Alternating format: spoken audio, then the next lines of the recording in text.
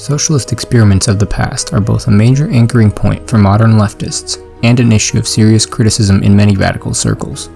It is unlikely that the debates concerning the nature of the Soviet experiment or Mao's China will ever be laid to rest. However, at the core of the disagreements is a large existential crisis for the left. What ought the new socialist projects look like? Outlining a better system is conceptually challenging work, especially given the amount of time and resources that are spent engaging with liberal and conservative rhetoric. While the latter activity is certainly worthwhile, it often takes away from the left's ability to reimagine and evolve its own vision of a better tomorrow.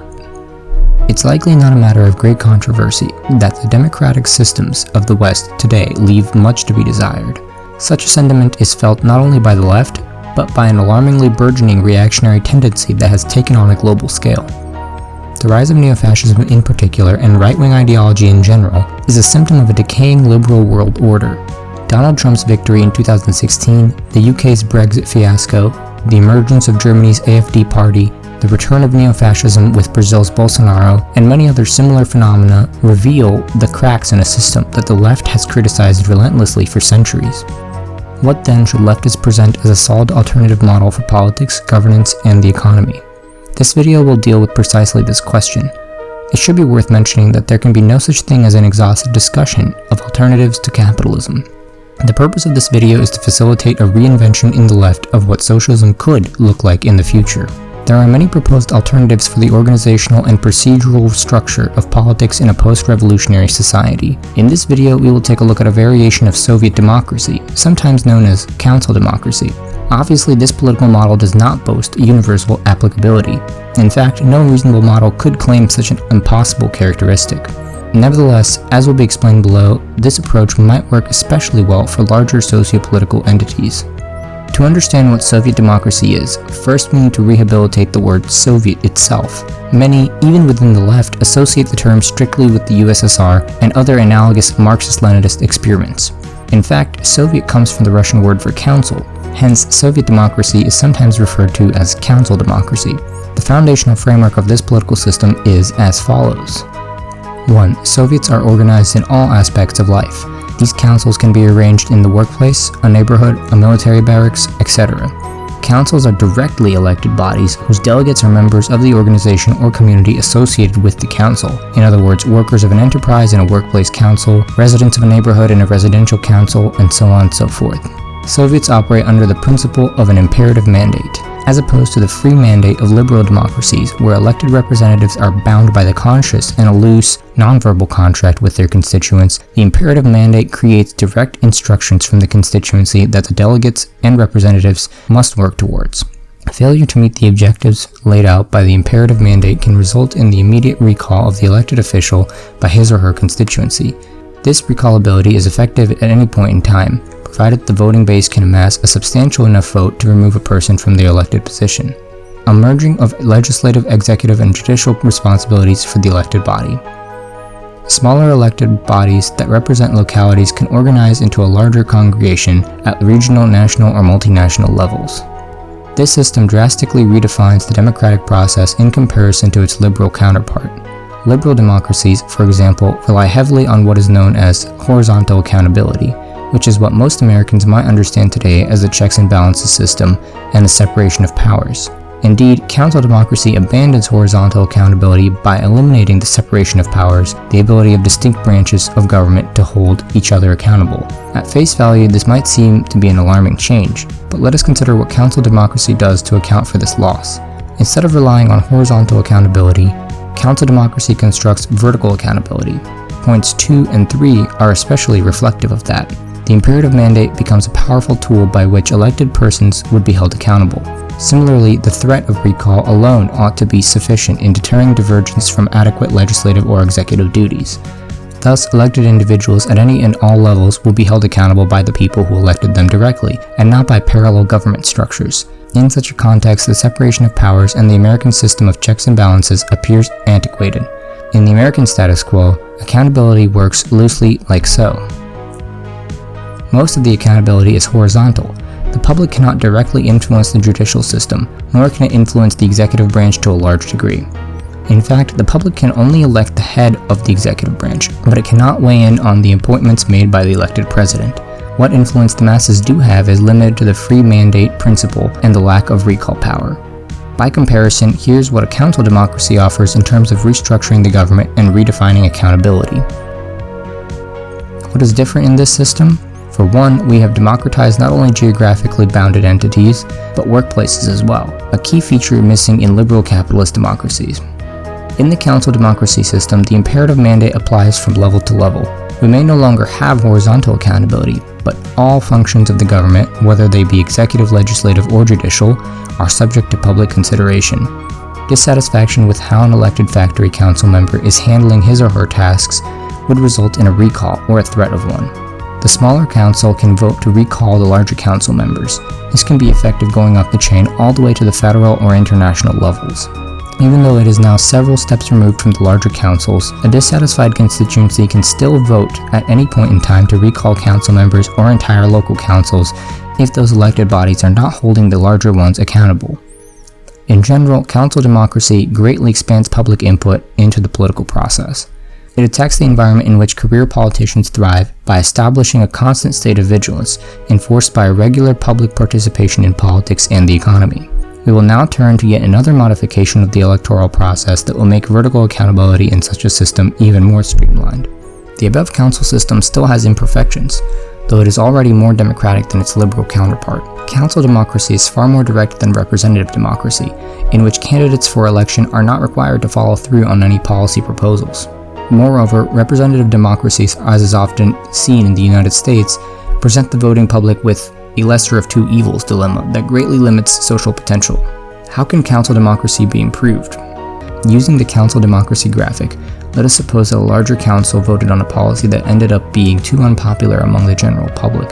In response, the public puts together a referendum including all affected constituencies. In other words, if it is a national policy, then the entire national population of the country participates in the referendum. The referendum results would necessarily have legal precedent over the council's decisions. The power of the direct vote in various policy matters effectively reinforces the imperative mandate by giving citizens the ability to override their elected representatives' decisions. As is the case with recall power, exercising this right will likely not be necessary most of the time, as the threat of its use alone ought to incentivize policy-making that reflects the interests of the public. Whatever combination of radical and new democratic ideas manifests in the post-revolutionary society, an extremely important aspect of the transformation will be the computerization of the democratic process. The information revolution of the last few decades has unlocked remarkable potential for organizing our social lives. To a large extent, we have seen this develop quickly in the form of social media, internet forums, increased access to personal technology, and so on. Even in our political and economic lives, computers have begun to play an increasingly important role. The adoption of some form of council democracy would therefore greatly benefit from the integration of new technology into the political process. One area that is likely already achievable with our current capabilities is the establishment of community council centers for facilitating frequent participation in liquid democracy. Individuals could have an installed application reminding them that at such and such time there will be national, regional, or local votes on X or Y policy.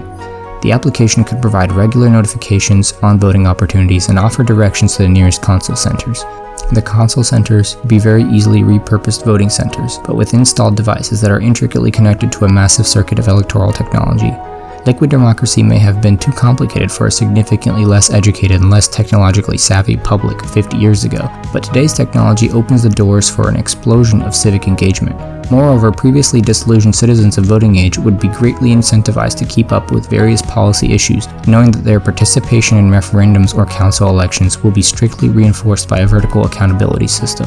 Consoles can be installed in neighborhoods, workplaces, schools, retirement homes, and any other democratically relevant locations.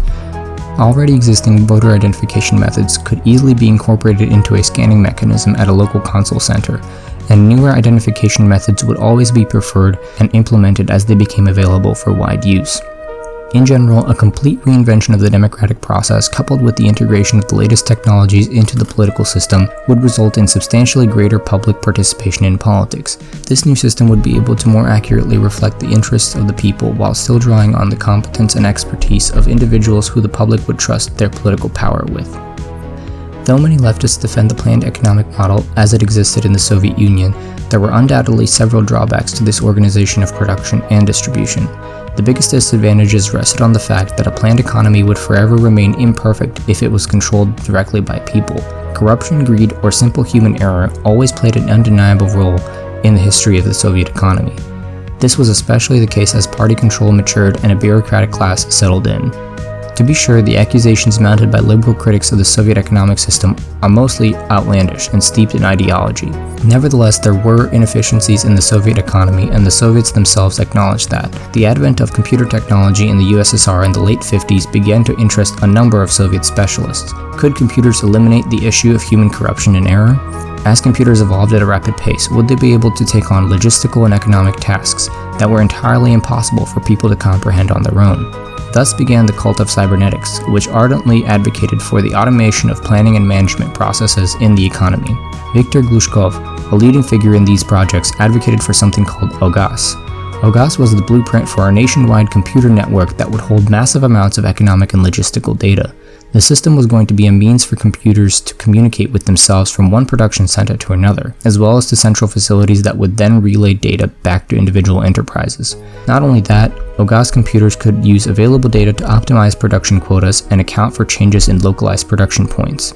The idea of automating economic planning was powerful enough to turn heads even in Washington. The CIA set up an agency to monitor Soviet progress in cybernetics, and multiple US presidents were briefed on the danger of an automated Soviet economy. A report sent to President Kennedy made it clear that Soviet success would give them a tremendous advantage over the United States. Unfortunately, the introduction of OGAS to Soviet leadership came at a time when the party was already too entrenched in their own bureaucracy. Though there was some support for the project, most party leaders rightfully saw OGAS as a direct threat to their own professions.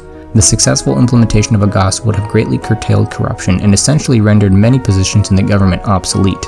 The structure of OGAS, as outlined by Glushkov and his colleagues, relied on a nationwide information network, where computers were available at even the smallest production points. These production centers connected to a larger central computing hub that would be programmed to process data and optimize production plans according to inputs it received. Not only could optimization affect the production of a single facility, but it could also take the information from multiple connected facilities to account for the bigger picture. For example, changes in steel and iron production could be translated in modified plans for construction sites or machine factories. The smarter and more integrated the computerized economy would be, the less errors and shortcomings would be expected. Glushkov wrote much of his work at a time when the frontier in computers was basic visual inputs. He dreamed of a time when computers could register audio inputs and produce a response based on the interpretation of information. He had no idea that by 2019 we would have handheld computers in our pockets whose total computing power would exceed that of any produced in the best laboratories of the 70s and 80s. We can draw on these devices, exchange information from person to person in a fraction of a second, and even dictate with our own words what we want our devices to do. Glushkov's vision was at least one computer in every production point in the country. Today, we could have a computer in the hands of every single person involved in any kind of work or production. The implications for the implementation of something like OGAS are even greater in the modern context than they could have been during Glushkov's time. This form of automation is different from what most leftists generally talk about, which is automation of the production process. While that is certainly a scenario we are rapidly approaching, its value in a socialist economy will only be considerable through the frameworks of an automated organization and planning process. What leftists need to be actively doing is reimagining what a post-capitalist society might look like in the future. Many left-leaning activists and individuals are caught up with essentializing old socialist experiments, forgetting that we have progressed considerably in terms of what we can feasibly construct on a larger scale. We now have tools at our disposal that the Soviets and the Chinese could not even imagine, and probably even coveted as they struggled to create effective political and economic models. Instead of taking these modern advantages for granted, we should rigorously attempt to incorporate them into our theories and visions. Of course, certain policies of the past could still be salvaged and reshaped into appropriate and effective courses of action. In true dialectical fashion, the future will be shaped to some degree by the past, but will also be fused with something unique. Ultimately, the systems laid out above are not polished blueprints, but rather platforms from which more ideas could develop.